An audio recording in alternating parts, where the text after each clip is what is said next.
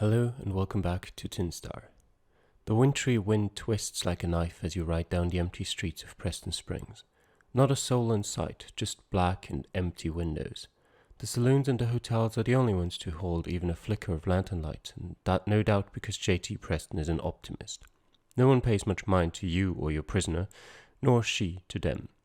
Regina shakes her head ever so slightly with an air of disdain. Back in New York, even 5 points burn brighter than this. Gets better. Wait until you see your accommodations. The narrowing of her eyes is ever so worth those words. Dan shakes off a bit of snow that has gathered about his shoulders and eyes the Motherlode saloon in passing. Hey, Carrie, the saloon is looking mighty enticing. Are you parched now or later? Why not? Miss Carroway tenders over. I like your stories. Me too, Dan replies. Miss Carroway lets loose a bit of happy whistling as she sights your office. It's the Tin Star Hotel. Rooms are free to a privileged few. That is nearly palatial, Regina notes as she spies your office through her monocle, then lets it fall back into the depths of her fur-lined coat. I might almost think to have underestimated you. Almost. When you open the door, Mousy sits beside your desk and regards you with a familiar whiskered gaze. His tail perks up and he scurries closer as only a chubby mouse could. Yeah, step over to the little fellow and drop him a bit of bread. Oh, we could invite Mousy for a ride. Yeah, sure. Let's go. All it takes is a little coaxing and Mousy scurries right onto your palm, a little ball of warmth that all but curls up in your hand. What a strange affection to shower vermin with love and expect naught but pellets on the floor for it, Regina notes vainly as you escort her to her cell. Your office remains a splendid little palace even amid the biting cold, a thing readily remedied by the little wood in the iron fireplace. Once lit, it'll heat things back up until only the window panes bear a trace of frost, then readily coaxes a little fire into a roaring blaze. Miss Carroway flops in a plush chair, peels off her boots and long socks, then warms her toes with a steady rub. With Regina secured behind bars, you settle in for a well-earned night of rest. You awaken at the first stirring of dawn, a pale red in the east that heralds the start of a fresh new day. Have breakfast and make my rounds. Yeah, that sounds good. A frazzle of bacon and an old biscuit, downed with the help of a cup of coffee, proves to be fortification enough to step out and greet the dawn. The sun is a great blaze in the east and growing brighter, but the air is still chilly. There's a layer of frost that covers just about everything except for a letter tucked into your doorframe. The writing is familiar. Those same sweeps adorn every document of your current life. Things will get bad come spring. Pick a deputy now. I'll be there when I can. Marshal James. I mean, Dan would probably make an excellent deputy. Sam Pitkovich. I mean, maybe. Miss Carroway. Yeah. Dan. You head back inside to broach the subject with him and find him sizzling up a bit of beefsteak, fresh. Hey, Dan, got a minute? I gotta keep an eye on the steak here, Dan says, then tips a finger toward the sizzling bit of morning meat. Got it fresh from Jeff and it needs cooking. Probably a little garlic too. Are you going to be around come spring? Maybe, he says absently. I got friends down California way that I should see though. Promised to help them with the orchard. And there's a Paiute tribe up in Oregon, those who live in hills that I haven't seen in years. When the snow melts, things are going to get interesting around here. Yeah? He asks. How interesting. Very. That's the way it's been around here, hasn't it? He notes. What exactly would I be doing? Yeah, honesty and loyalty, that's what I need from a deputy. I can manage that, Dan replies. But what I really need is a deputy I can count on, someone who can hold their own against man or beast. I can do that, but I can't stay forever, Dan says. I mean, I got to move on sooner or later, but if you need half a year to settle things, then I'm your man. With that out of the way, you pin the tin star to his shirt. You step out onto the street with Dan just behind you like a walking wall. But still, he calls out to a pair of idle prospectors by name and comments appreciatively on a red scarf that a woman folds nearby. Brawling persuasion increased. The flutter of pages catches your ear, and you turn to find Jeff Donner idly reading a dime novel in the lee of a building. Isn't it a bit cold out for that? Jeff glances up and gives a smile. I can't feel winter, not yet. The book in his hands is a crinkly thing better seen in an outhouse, but the title is what catches your eye. The Six Gun Tribe's Revenge, it boldly declares. 2 figures adorn the front cover. The first is of an Indian wielding 2 improbably large pistols and wearing half a dozen more in a bandolier, while the second is most definitely you. Below it lies the author's name in bold black script, Martin Baldwin. Good story? Terrible, Jeff answers back without so much as a pause. But I'm in there for some reason. Just a bit part. He calls me the Big Butcher. That's got me hacking off the head of 2 braves with a single blow. Martin Baldwin, the telegraph operator? Yeah, that's him. Jeff notes. He's an odd fellow. He comes up every couple of weeks for a bit of beef, chews the fat with me. He hears all sorts of odd things that come over the telegraph. Sometimes I wonder if he lives on the wires. Me too. It seems to work for him. Jeff notes as he returns to his reading and ignores a shift of snowflakes. I mean, I can confirm. I mean, we want some revenue from it. I mean, if we're in the story, come on, bit of money, please. Elko is as snow-covered as the rest of the land, but with a white sweep of the river beside and copper wires overhead. Those shiny lengths stretch out east and west as part of the transcontinental telegraph. The signal shack for it is likewise snow and ice-free, right down to the oak boards and shuttered windows. A steady tap resonates out from within, as does the crackle pop of lightning. Then the taps stop and footfalls rise up. A moment later, Martin steps out. His whiskers have grown in a bit from last you saw him to make for more of a dignified showing of the man. Those glasses, though, have only gotten thicker. Marshal? He asks as he steps out and idly fingers an unlit cigar in hand.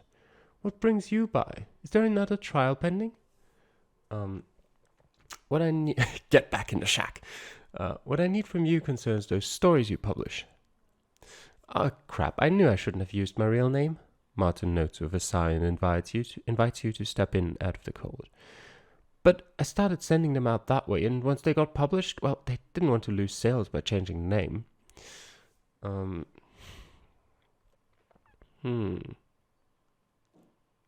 Terrible, awful, and inaccurate dime novels. Explain, but be quick. It just started off with me tapping out the happenings around here. The other operators liked it, so I embellished things a little. They liked that even more. Before I knew it, I had a publisher from New York on the line, asking me to deliver to him 20 pages of authentic Western tales, Martin says. It was easy at first, but then I ran out of tales, and, well, then you came along. I didn't mean no disrespect to you, but they kept changing things over in New York, punching it up, they said, like a sock in a jaw. The stories are only about half mine now. I'd have refused them entirely, but they were already printing the books, so it didn't matter if I said no. You wrote about the Red Ribbon mining site, didn't you? Yep, Martin says with a knowing smile. I had to do it. Everyone wanted to know what happened, so I gave them the story they wanted.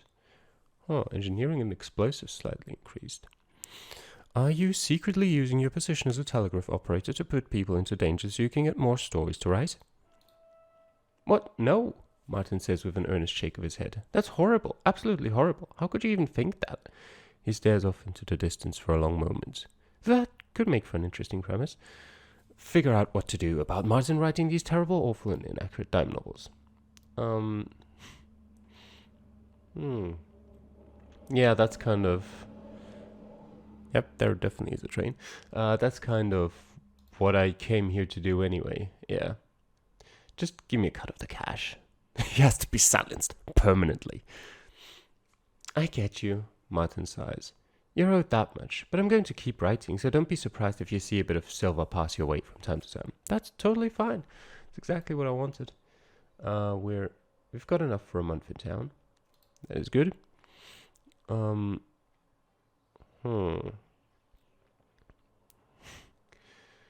We've already been in touch with Jeff Donner. What could we need? Stop in. Yeah, we can see Julie. That's probably an interesting idea. The Undertaker's is a little place off the main street, a little more than two homes set side by side. The first is an ordinary sort with white frosted windows shuttered against the cold. The other bears an empty coffin before it, along with the sign, Julie Moore, Professional Undertaker, winter storage available. You catch sight of a woman in black within, her dark hair coiffed and white gloves tidy. When Julie looks over, she deflates ever so slightly, no doubt recalling her first fume-filled meeting with you. She opens the door and doesn't quite smile. Marshall, I wondered when I would see you again. Nod. Loquacious as always, she notes. You need not fear I shall fill your silences. The effects of my fume inhalation from the broken jar of embalming fluid have passed. Won't you please come in? Her grieving parlor is a simple affair. A host of unlit candles lie scattered about while the whole of table and chairs are covered in black crepe and equally dignified lace. A tome labelled coffins and markers lies to one side near a teapot and saucers. All in all, a dignified sort of place that is at steady odds with the gaudy din of the saloons. What sort of services do you even offer? Simple selection as of present. Embalming, coffin, burial, and marker, she explains. Though there is little need for embalming with the winter as it stands, little wood is to be had for coffins, and the ground is still frozen besides. You had much business? A little. A fellow died of the cold just a few days back, and his friends all chipped in to get him a marker, Julie says. No coffin, though, which to be honest is fine by me, as I've had trouble acquiring laudable wood. You came late to things. Alas, I did, and yet I needed to be here, she replies with a subtle hint of a grin. How else to start than to be present? Where are you from originally? I'm a Kansas girl, originally, but I moved east when the trouble started. After my education, I took a leap and came out to California. Sadly, things did not work out then, so I'm here. She notes and doesn't bother to shrug.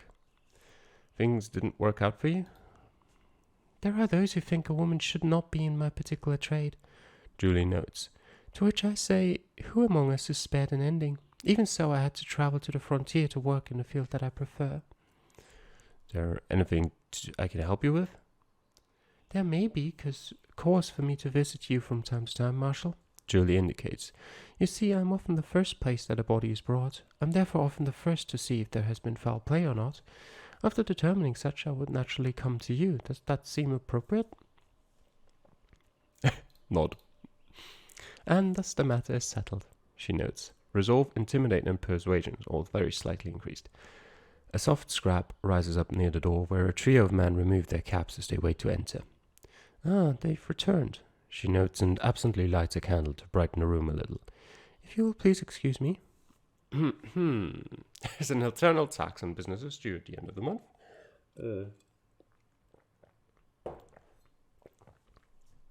Have a good day now. And to you, Marshal, she replies earnestly and sees you to the door. Let's head over to the Saddler. We haven't really been there much. You step over to Timothy's place and find it closed up tight. Well, that's probably why we haven't been there. Not a light, not a sign that anyone is around, and the windows are dusty too. Timothy has moved on to make saddles elsewhere. Let's step on over to the general store. Welcome, Marshal. Matthew calls out as you enter, then stamps his feet to try and keep warm against the ever-present chill. I hope you're looking to buy, because I certainly am looking to sell. What's that washboard doing there? The wood and iron washboard is quite a sight, what with paint peeling and rust threatening to creep in. It must be years old, and yet there isn't a lick of dust on it. That there is Charity, Matthew says with a sigh. Settlers rolling through lost an ox and got stuck in. They'll be here all winter, and they were pretty near to starving already, so, well, I traded them a few sacks for their trinkets. It doesn't cost me much and means everything to them. That's the best sort of trade to make. Nice guy, Matthew. Does that really say the glorious rush of the golden stagecoach?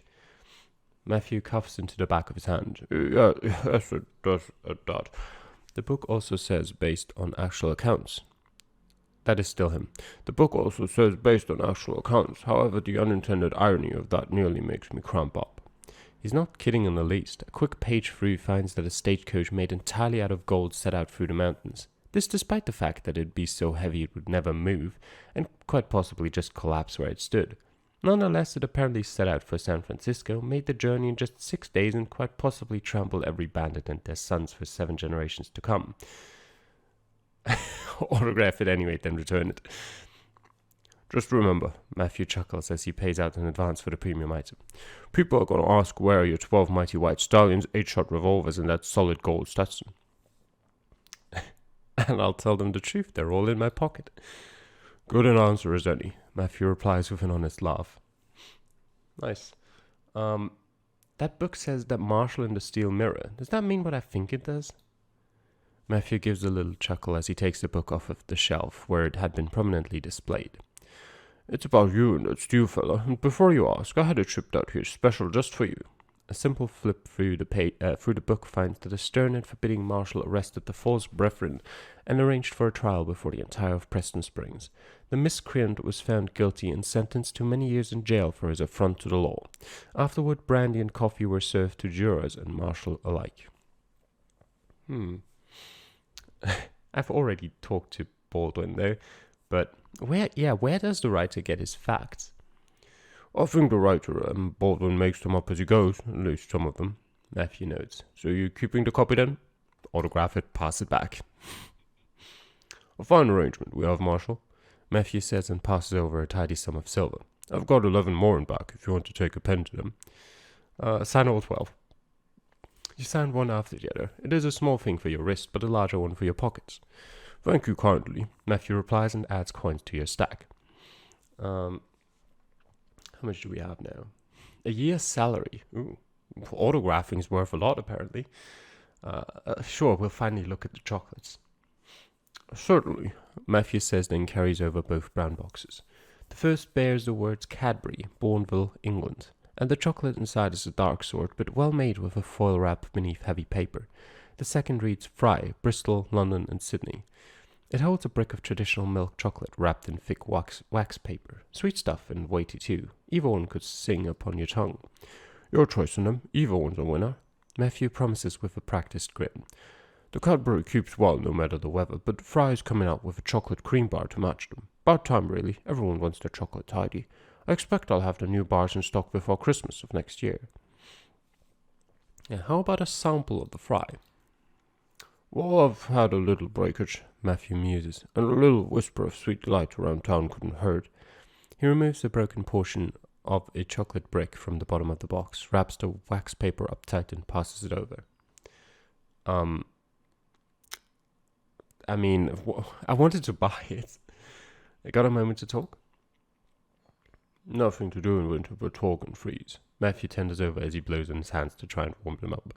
Well, I don't have anything to talk to you about, apparently, so see you, Matthew.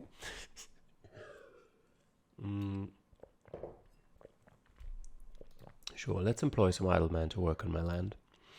Idle hands are a ready thing in Preston Springs in winter. There just isn't all that much to do, what with the snow and all. Paying them a little to start and the rest to follow proves to be enough motivation to get them moving toward your homestead by the river.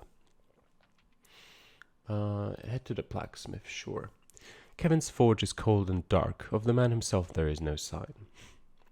Is Godfrey the gunsmith here and has something in stock?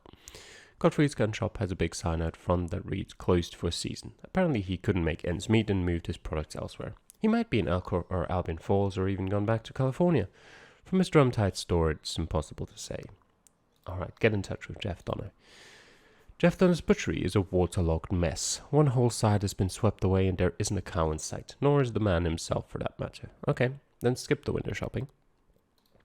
I mean, at this point, you can hardly say I skipped it. Drop in on Preston and have a talk, sure. JT Preston is easy to find. You just follow the blue tobacco smoke that fairly streams out of the Babylon saloon, and there in the back by the fire sits Preston at a long card table. His gold watch has been polished and set nearby, and his suit is immaculate. Seated at the same table are 3 fellows clad in thick jackets and riding boots over fine suits with eastern pleats.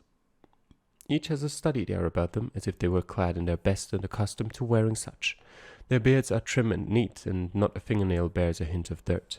The game they play is poker, but the pot is a tiny one compared to most. Pennies and nickels, not little of gold dust and silver nuggets. Preston looks up, then lets a smile show. Why, Calamity, come and meet these gentlemen. Gentlemen, this is the County Marshal. You will not find a more agreeable law enforcer around these parts, not even me. Gentlemen. They all nod back at you, and that seems to be that. Allow me to make the introductions, Preston offers readily. The man to the left of me is Mr. Vanderford, special aide to Governor Stanford out of California. The others are Mr. Bradley and Whitmere of the Central Pacific Railroad. We are one of the worst-kept secrets about. Vanderford notes and idly strokes a fine dark beard seamlessly connected to a luxurious mustache that even Preston seems to envy. Our mission had been to discuss the upcoming spring construction season with Brigham Young in advance of the arrival of Governor Stanford. The other two men shake their heads gently. It is indeed the worst-kept secret, Preston agrees. I knew precisely who they were the moment they stepped off the stagecoach. The admission sets Vanderford back in his seat, and he tenders over a thinly exasperated look. Rumors travel fast.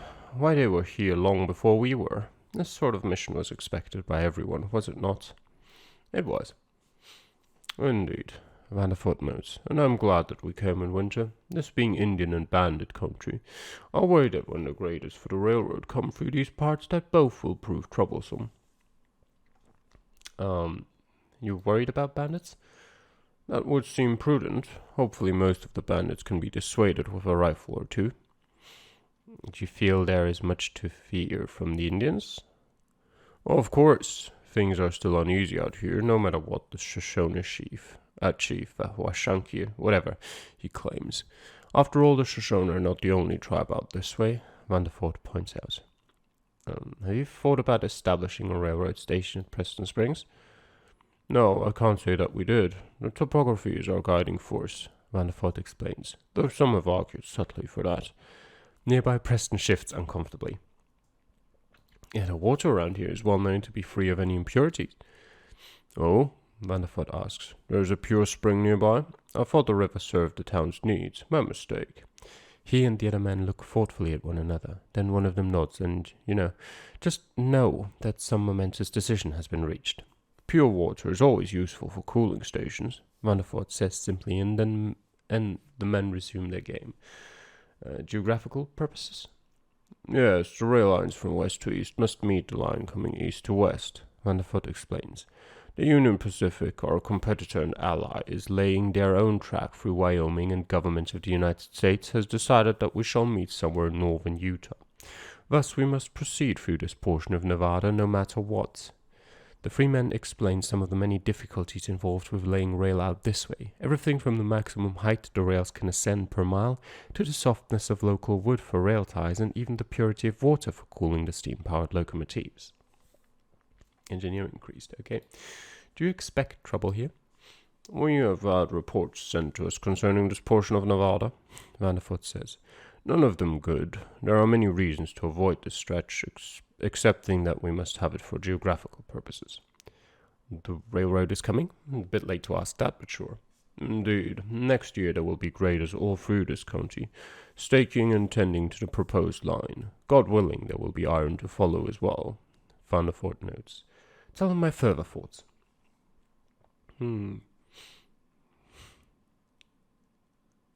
Yeah, I've recently captured one of the masterminds behind the troubles here in Lander County and intend to interrogate her soon. Well done, Vanderford says honestly. Find out who she is, and I can attest that the Central Pacific will compensate you for your many troubles. All right. After a round of hearty farewells, the men return to their game. Head out on the town. Despite all that has been going on, you stop back in to check on your prisoner. Regina sits huddled in the cell with a plate of cold beans before her on the floor. Seated by the fire, Dan idly roasts a big sausage.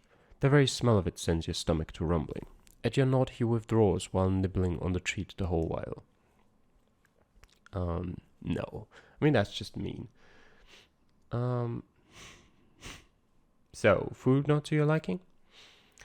This is a rather Spartan hotel, and the maid service is terrible, Regina points out. So, anyway. At last, the interrogation. Yeah, clean and polish my pistol and make sure that winter hasn't left its mark. Do you expect me to talk? Regina asks and lets free a smirk. Ah, I don't expect you to fly. I'd need wings for that, your prisoner knows. So what will be your offer? Hmm. Say nothing, file some paperwork. Do you think I'm worried about going to prison? My family has some of the best lawyers around. Regina explains and tidies her dress. Silence drapes the reminder of your time in the office. Winter is a long thing, and you know you have plenty of time. The men you hired send word that they are in the motherlode, waiting to take up some work.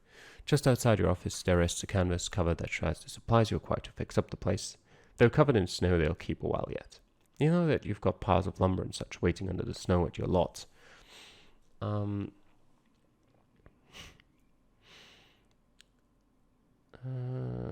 yeah, clear the snow so I can begin to lay down a solid foundation. Everyone puts their backs into it with the tools and materials provided, and before long you've cleared away enough snow and sunk a foundation strong enough to take on all the flooring you'd care to lay down. The walls are coming next, and quickly too. By the time you hammer in the last nails, you're certain this will be quite the home. The days pass and steadily turn into wintry weeks. Just outside your office there rests a canvas cover. Start working on the interior of the house now that the outside is finished. You set to work on your lonesome, making do with whatever you can make or borrow. Before long you hammer things together and the interior isn't quite so lonely anymore, with a bench and crude table. January comes and goes with steady snows. Just outside your office, yep. Get out despite the cold and do things.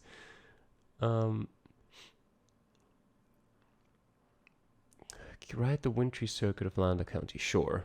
Alright, we'll do that. Be the marshal that people expect me to be even when it is difficult.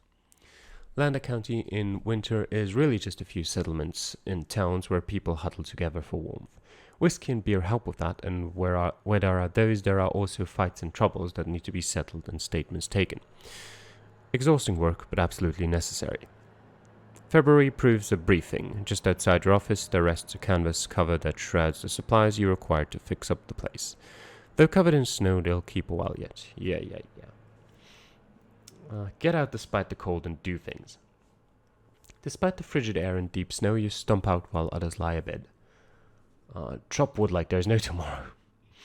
The vigor that arises from chopping wood makes your heart race and skin flush even in the frigid air. It is also good practice for bar fights and the like, since swinging is swinging no matter the target. March rushes in like a lion and leaves like a lamb. Spring is almost here. Just outside your office there rests a canvas. Yeah.